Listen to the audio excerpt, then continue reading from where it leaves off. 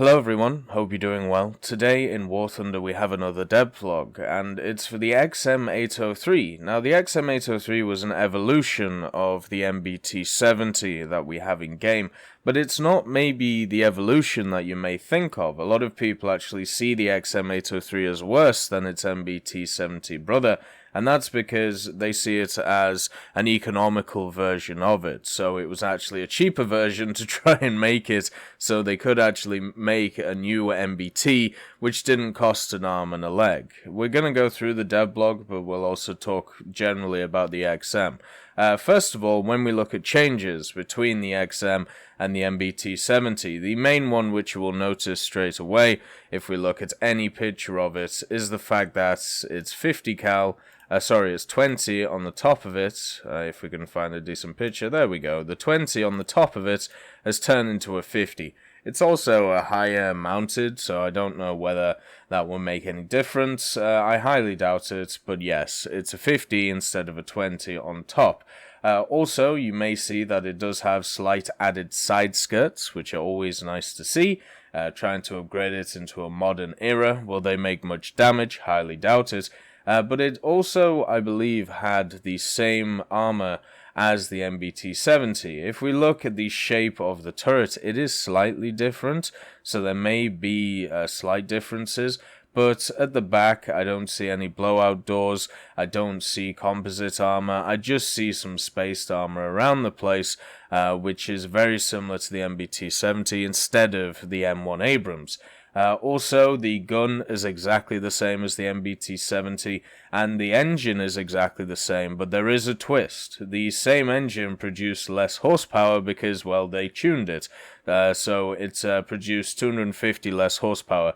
My guess is why they did this is because of either engine issues or efficiency issues. If you don't know right now, with the Abrams, they actually also tuned down the engine. They basically put a limiter on it, is the way that I like to think about it.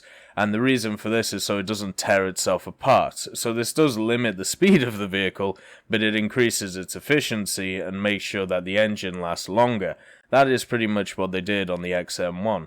So, if we compare this to the MBT70 we currently have in game, what you have is the same gun, worse top gun, slower engine, even though it's the same, but it's going to be slower at acceleration, slightly improved armor, but that's really not going to do a lot, so you're getting a worse machine overall, even though in the US government's eyes it was cheaper. Which it was. So let's go through the Devblog and see if they say anything different. In short, the prototype was based on development of the MBT-70 program, sporting spaced armor, a 152mm cannon combined with launcher capabilities, firepower of both conventional and 80-gem munitions, and an even more powerful engine. Well, it's not a more powerful engine. They might want to change that. And also, the same munitions are the same munitions that you'll be able to fire on the MBT-70, or at least that's what it should be. It's the same gun. And by spaced armor, if we look at the picture, they're literally talking about this little plate here. Well, everybody's firing APFSDS. A 5mm plate is not going to make a difference, unfortunately for you. So, what can I say? After the unsuccessful joint MBT-70 project, the American Congress approved funding for the development of a cheaper version of the MBT-70 called the XM803. Although it failed to save the concept of the MBT-70, fans of US ground vehicles can look forward to the introduction of the XM803 to the game with War Thunder's upcoming update 1.79. So when we compare the two, another thing which is slightly different. Now, I can't find a proper source for this. So this is only speculation, so please take it as such. But the lower glacis should also be weaker than the MBT-70. Will that matter when everything can pen your turret at that tier and where it fights? No, it won't matter that much. But it does mean the machine itself will have a little bit less armor on the front. Now, as I said, that is speculation in its highest. Moving on, in War Thunder, the XM803 will make its way to the game as part of the upcoming update 1.79, as a brand new researchable MBT available to all players at the 6th rank of the American Ground Forces tree. By inheriting many characteristics of its predecessor, players who have already unlocked and played the MBT-70 will unlikely find new surprises with the XM803. Nonetheless, that doesn't mean the XM803 doesn't have its own set of unique attributes that differentiate it from the MBT-70. The way I see this is an M60 AOS and an M60A1. Something that I also read, which I can't confirm, but it would make sense at the time. The Congress, or the people behind the project, obviously wanted the project to move through, but when it came to the actual army and the ground forces, they said that there wasn't that much difference between the combat efficiency of something like this and then an M60 at the time. Now, obviously, take that with a pinch of salt, but I have read many accounts from many people who said that this was true. So therefore, as I said, take it with a pinch of salt. And that is also why they didn't go through with the project. Remember, this tank still costs $6,900,000 equivalent today. So this is an expensive machine. That may not seem that much today when we look at I can't seem to get happy. Aircraft, especially jets being produced by the American military. But it's still a decent chunk of change, especially when you have to make at least a couple thousand of the machines. But yeah, what is going to be interesting about this vehicle is it going to be before the MBT-70 or is it going to be after? Because right now, the MBT-70 is linked to the Abrams. So if you stick this in the middle of them, then unless people have researched their Abrams, they're going to be sat in a situation where they're going to have nearly grinded out their Abrams or maybe halfway through, and what they're going to have to do is research this instead. And I'm sure that'll put a lot of people off top tier, especially if this machine gets the same stock shells as the MBT-70. The MBT-70 in game stock shells are an ATGM and a heat round. Now, the heat round itself is incredibly inaccurate at range, and it's also got a really, really low velocity, at least compared to every other gun that you have. The ATGM, as well, has the same issue. Now, it isn't inaccurate, but I shouldn't say it's the same issue, that's wrong. The issue with the ATGM is that everything at that level has either a different type of armor to just normal RHA that we see in a lot of machines before it. What we have is composite armor, whether it be Chobham on the Abrams and the Challenger, and Stillbrew on the Chieftain Mark X, whether it be just straight composite with different layers of armor on stuff like the T64A and T64B. All of these machines are designed to be very strong against chemical rounds, such as ATGMs, such as heat. So therefore, with the addition of these new top-tier tanks, the XM803 and the MBT-70 become even harder to research out and be able to get that APFSDS round and be useful in the battlefield. So if you get this tank thinking that the grind is going to be okay with it, well, just think about this. You're going to have faster tanks around the place, Leopard 2Ks, even MBT-70s, KPZ-70s being faster than you. And you're also going to be down on the firepower unless you get the side of the majority of tanks. And even then, you probably won't one-shot them. So all of this is pushed together, and what will happen is my webcam will freeze. So therefore, we have to fix it. But all of this will come together and sit you in a position where you'll be just sat there hating life. Because there are really bad stock grinds out there. And with the addition of the new tanks, the MBT-70 is one of them, and so is the XM803. If you get down tiered, it's still wonderful. But if you actually play your BR or above, which is going to be the majority of the times, especially the amount of people who are playing Abrams, the amount of people who are starting to play T64Bs, especially now that the BV modification is going to come out, what we are going to get is a lot of very unhappy American drivers. Also, if you already have the Abrams, what's the point in using this thing? It's just going to be there in the tree, and I suppose if you've got nothing else to research, then you research this. But I would take the Vulcan over this. I would actually grind out the light line first, but that is my personal opinion. because I hope that in the future what we'll get is another Rank 6 or a Rank 6 light tank for America. The Bradley is a wonderful example of a machine that would fit that, and maybe we get it one day. Also, the inaccuracy of the 152 has been reported to be quite bad. People who I've talked to in the past, including Bad Mofo, who you listened to in the XM1 video, one of the things that he used to do, and still does to this day when it comes to the Abrams, is test it every day, just to see how accurate the gun is. Gaijin, in a lot of their micro patches, what they generally do is slightly tweak accuracies of certain guns. So when it came to the MBT-70, one of the big balancing factors that they did is first of all change its reload, just like they did with other top tier tanks, and also change its accuracy in slight increments. This basically meant that the gun overall, even with adjustment of fire, even with all of the upgrades, became a hell of a lot more inaccurate over range. So what's going to happen with this machine? Hopefully not the same thing. But then again, it's the same gun, I'm sure it will have the same characteristics. So that is also something to think about. The main reason the closure of the MBT-70 project was its incredibly high cost, with one vehicle costing the equivalent of about $7 million with modern conversion rates. The XM803 wasn't able to save much in terms of budget. Production costs were only about $100,000 less. Well, $100,000 less for one vehicle may not seem a lot, but times that by about 2,000, and then it turns into a big chunk of change. As the general layout and design was mostly derived from the previous MBT-70, players can expect comparable protection and mobility levels from the XM803. However, although both the XM803 and the MBT-70 have the same engine, the former had its power output reduced by 250 horsepower, resulting in a total power output of 1250 horsepower.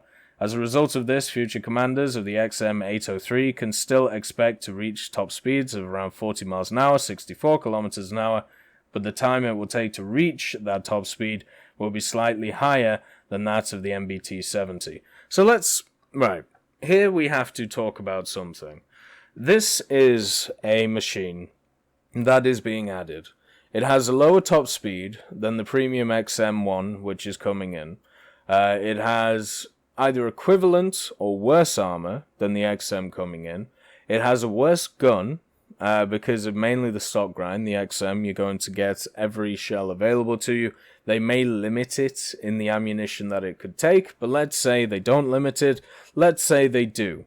In every aspect, the XM1 is going to be better than this machine or equivalent to it, because the XM1 was derived... no, this is wrong.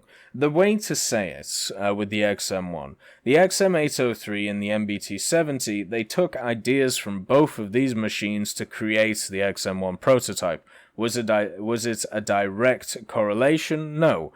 But just as the MBT-70 to the XM803, they took ideas and tried to refine them. The XM1 is eventually what this became, and then went on to be the M1 Abrams. So the M1 Abrams is the final refined product of this series of prototypes which they were trying to get right for a modern day MBT, and eventually they got it right.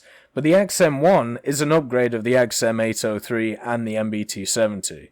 The MBT-70 in-game will be better than the XM803 because it has higher mobility because of its engine and every other characteristic such as the 20mm on it, and also the general acceleration should be much better, whereas the gun and the survivability should be the same. So whether this comes before it or after it really depends on how you see it. Do you take it as a historic thing, or do you take it as which is better than the other? But the XM, which is coming into game right now, as a premium, is better than both of these. In speed, in maneuverability, in gun, in survivability, in everything. So, if this thing goes 9.0, just like its predecessor, the MBT-70, that's a 9.0 premium or a 9.3. Now, are they going to limit it? Well, they've already talked about certain hard statistics in the XM1's Devblog, which they now can't change. And if they feel like changing them, go ahead. But with those statistics in mind, when we look at the speed, when we look at what gun that it's using, when we look at what armor that it's using, how can you say that it should be lower than these machines? To me, that's just insane, because then you are literally just paying for power at that point, and I am not okay with that. That is something that I've been vehemently against. There are only a few vehicles in the game that I would say are paying for power, and the majority of them have been fixed. I think there are still some examples. The BV238 is a great example of it, but other ones, such as the IS6, they have been either dealt with or put into the ground. The XM1, to me, is the new version of that, unless they limit it massively in a certain way. And they might do, but when you look at these two machines and compare it to the XM, it just seems a little bit fishy to me. So, in terms of firepower, the XM803 still retains the XM150 gun launcher system as found on the MBT-70, firing identical ammunition choices. So there you go, the gun is literally the same. However, if you consider yourself a fan of the MBT-70's roof-mounted 20mm cannon, then we're afraid there's some bad news ahead. Oh dear. As an additional measurement to reduce the MBT-70's complexity and production costs, engineers decided to remove the retractable 20mm roof-mounted cannon and replaced it with a simpler remote-controlled 50 caliber turret above the commander's cupola on the XM803. So there's the clarification. You lose your 20, you gain a 50, which is just a sad state of affairs. Be sure to take control of the final iteration of the MBT-70 design coming to War Thunder as part of the upcoming updates 1.79. Until then, blah blah blah. So, with this machine, what are we getting? Is it an upgrade over the MBT-70? I would say no. It's slower, it's got a worse top gun on it, it has all the other characteristics the same, it may have slightly lower armor. If it doesn't have slightly lower armor, it may actually be worth here. I just want to check something. For some reason I have caps lock on. Hey, War Thunder, I know you did a I know you did a Devblog on this, baby. Let's have a look. Here we go. I just want to see the slants. Right. So we open this. Oh, come on. Show me the slant, baby. Show me the slant. That's all I'm asking for. That's the Type 74. But you can kind of see it in this picture. So the slant is here. If we compare it to this, I mean, to me this looks a little bit more angled than this. But I mean, it's negligible. So its lower glacis might be a little bit harder to pen, but then again, I believe it also has less armor. So it may be more bouncy, like something like a Leopard 2K, but overall, it's going to have very similar armor, and people are just going to shoot your turret anyway, because why wouldn't they? I suppose if they can only see your hull. And as you can see, look at the difference. Do you see a side skirt here? No, you don't. Do you see one here? Hell yeah, you do. 5mm, 10mm of armor. If this was maybe 50mm or 100, then we'd be talking, but we're not. Also, something that a lot of people don't think of is this turret here makes it very much easier to see stuff like the XM803 over the MBT-70. Because you'll be able to see it above certain structures such as walls and things, so you'll know what's coming compared to the MBT-70. It is a slight difference, but it is still a difference. I also want to make a point. So we have the XM803 coming for the Americans. We also have two versions of the Abrams prototype, depending on what console you're using, whether you're using Xbox One, PS4, or PC, right? Or system, I should say. So you're getting two basic rank 6 vehicles. I class the XM as a rank 6 vehicle, or at least it should be a rank 6 vehicle. So you have those two. What do the British get? We get a potato launcher. You guys get two fully fledged MBT prototypes, and the British get a potato launcher. What do the Germans get? Well, we haven't seen yet. Maybe they will get something, but so far they don't have anything. But since we know what the British rank 5 premium is, I'm gonna go after that. The Germans may have something coming in this patch. If they don't, I will be incredibly surprised, since it's been teased many times that there is some kind of production Leopard on the way. But yeah, the Americans get another solid prototype. Is it going to be that useful? Well, everybody's running around in Abrams, so if the Abrams limit still stays the same at the limit of 4 per match, and you have these things running about, you basically have worse MBT-70s, but at least you have another third vehicle in your lineup that you can go to, which is an MBT. So you can now technically have an XM1, MBT-70, XM803, and an Abrams lineup if you feel like it. In realistic, in arcade, I think you drop the XM803 in favor of the XM1, the MBT-70, and the Abrams. But yeah, this basically just gives you another top tier MBT you can play about with, where every other nation does not have it. So have fun with that. I know a lot of people don't like the MBT-70s since they're overshadowed by a lot of other nations, but as a British player, be happy, be humble, because we just got a potato launcher. You may think you have one in the form of this, but at least you get APFSDS. You know what I get? Hesh. That wonderful thing that never works properly. Hesh. But anyway, hope you all have a wonderful day, and I'll see you next time.